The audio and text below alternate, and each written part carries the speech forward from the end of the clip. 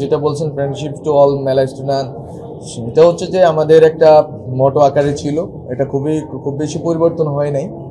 বরং আমরা যেটা চাই যে একটা প্র্যাগমেটিক রিলেশনশিপ থাকুক সবগুলো রাষ্ট্রের সাথে, যেটা প্র্যাগমেটিজম, এখানে কোনো অ্যাডভেঞ্চারিজম অথবা হটকারিতার জায়গা নেই। এটা আমাদের জন্য খুবই গুরুত্বপূর্ণ। আরেকটা জিনিস হচ্ছে আমাদের সামর্থ্যটা বাড়ানো। পররাষ্ট্র মন্ত্রণালয় যেটা আগে যেই অবস্থায় ছিল, এটা দলীয়করণ হয়ে গিয়েছিল এবং বিভিন্ন দলের অথবা বিভিন্ন কাল্টের রিপ্রেজেন্টেশনটাই মুখ্য হয়ে উঠেছিল।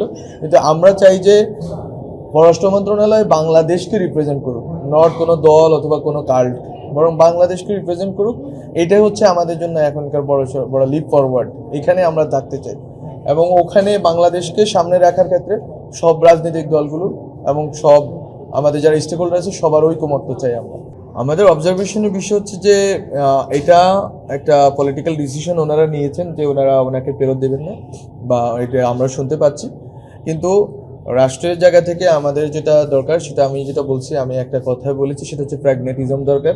কোনো রকম হঠকারিতা আমরা করতে পারি না। আমাদের রাষ্ট্রের সার্বভৌমত্ব, আমাদের জাতীয় নিরাপত্তা এবং আমাদের যার অখণ্ডতা, এটা হচ্ছে আমাদের national integrity, national security and সোভরেনিটি।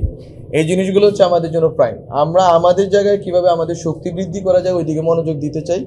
কোন রাষ্ট্র কী করলো সেটার চেয়ে গুরুত্বপূর্ণ হচ্ছে আমাদের সক্ষমতাটা বাড়ানো এবং ওইখান থেকে বার্গেনিং পাওয়ারটা বাড়ানো। বাংলাদেশ যদি নিজের সক্ষমতা বাড়াইতে পারে তাহলে বাংলাদেশের বার্গেনিং পাওয়ার বাড়বে ইন্টারন্যাশনাল অ্যারেনাতে, এবং ওইটা আমাদের জনগণকে উপকৃত করবে। গত সরকার হটকারিতার চেয়ে যেটা বেশি করেছে সেটা হচ্ছে যে এক ধরনের নতজানু একটা পররাষ্ট্রনীতি তারা নিয়েছে। আর আমাদের সরকারের জায়গা থেকে আমরা চেষ্টা করছি প্র্যাগমেটিজমের জন্য। যদি আমাদের কোনো রকম হটকারিতা বা কোনো রকম ভুল থাকে সেটা আমরা শুধরানোর চেষ্টা করি, কিন্তু এটা হচ্ছে আমাদের মোটামুটি আমাদের সরকারের দৃষ্টিভঙ্গি। যদি আমরা দেখি যে কোনোভাবে আমাদের কোনো কাজের কারণে আমরা এটা মনে করি যে বাংলাদেশ রাষ্ট্রের জায়গা থেকে এটা কোনোভাবে গুরুতর হয়ে উঠছে, আমরা সেই ক্ষেত্রে রেস্ট্রেন্ট অবলম্বন করি এবং আমরা চেষ্টা করি যে বাংলাদেশের স্বার্থটাকে সবার আগে রাখার জন্য।